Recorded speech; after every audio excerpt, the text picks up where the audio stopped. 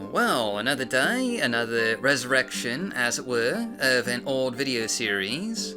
This time around with Morrowind's abandoned mod projects.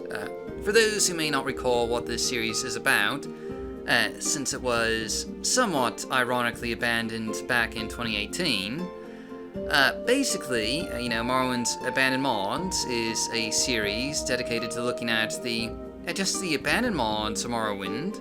Those mods which were uploaded in an incomplete state and left behind by their authors, either because they were simply too ambitious, or the author lost interest, or the project just fell apart. Whatever the reason, these mods were abandoned and are now just available for someone else to potentially continue work on them.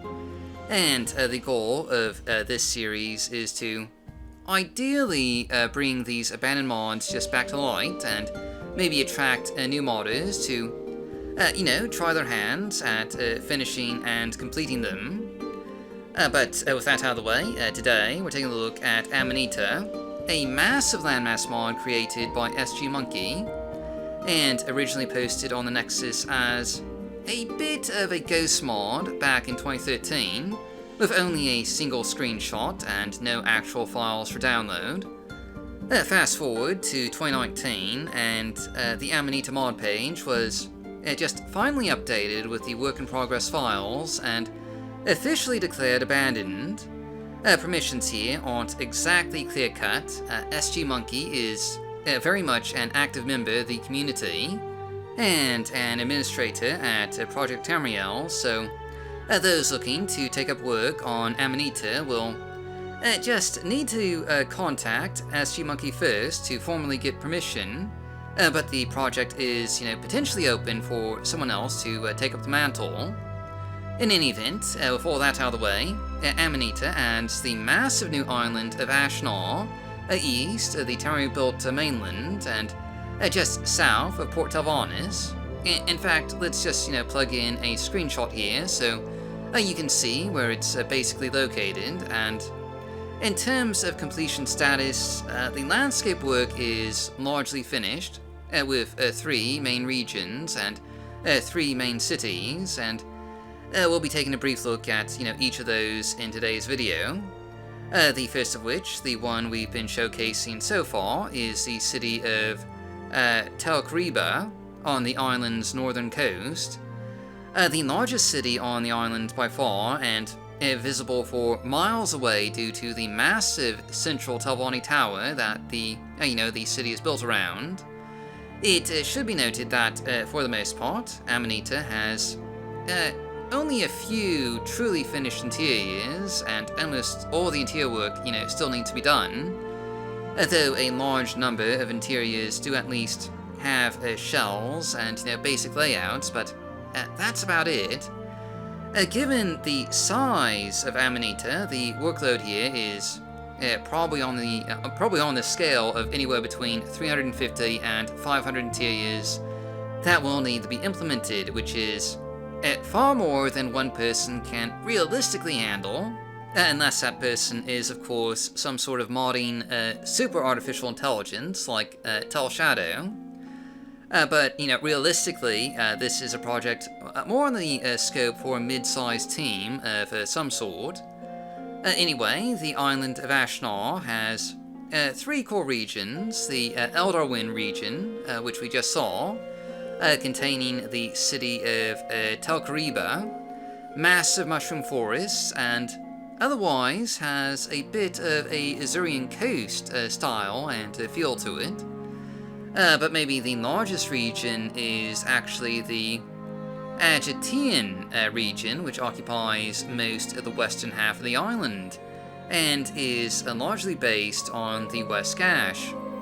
And I do just want to point out the landscape here, because Amanita has a pretty just well-designed and handcrafted landscape that feels like it fits in pretty well with the vanilla game, or even, slightly better than the vanilla game in terms of quality.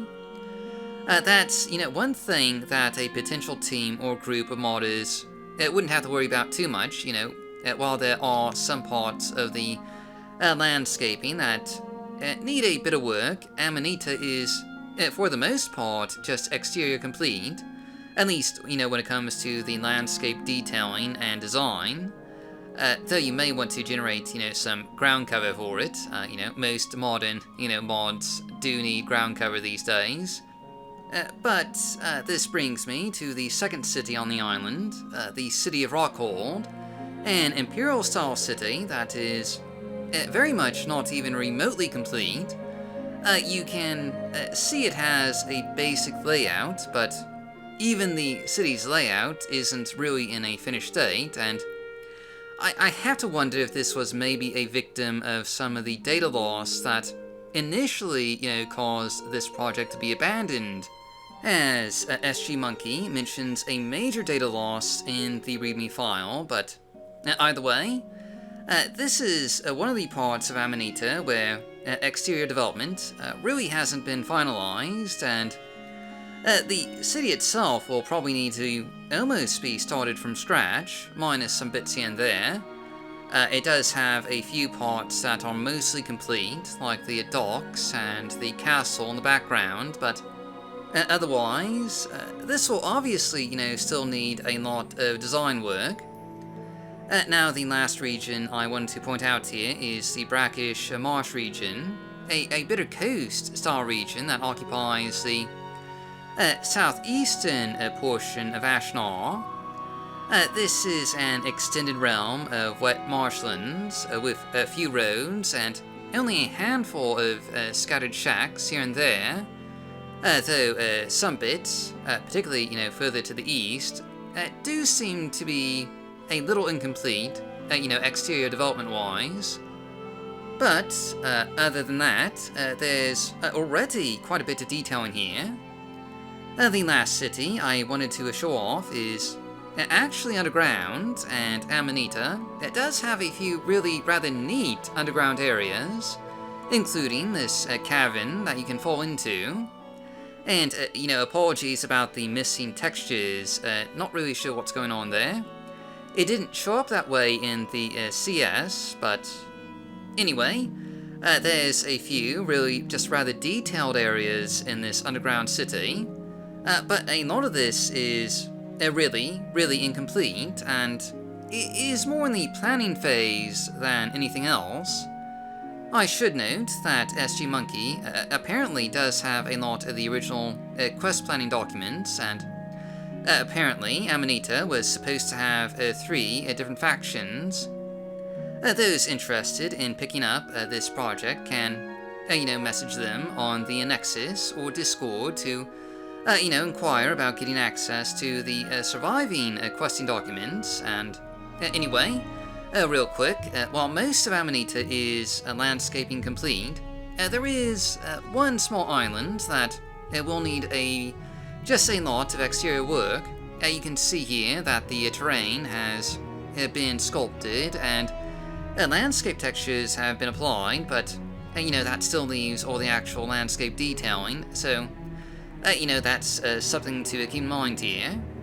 In any event, if you'd like to try your hands and form a team to finish this massive mod, which is going to be quite a bit of work, no doubt, do message SG Monkey and seek permission first. Hopefully this beautiful but very ambitious mod will one day be complete and fully playable, but that's all for now. I would like to, thank our patrons for making this video possible, and real quick, I'll give a shout out to Quiwi, Cyprinius, Lancastier, Null Cascade, Operator Jack, Povu Holo, Rissalee, Circuit Cat, and Telvani with 1,000 nicknames. If you'd like to join them, check out our rewards at patreon.com/morrowinmodding. And anyway, thanks for watching, stay safe, stay healthy, happy modding, and I'll see you all next time.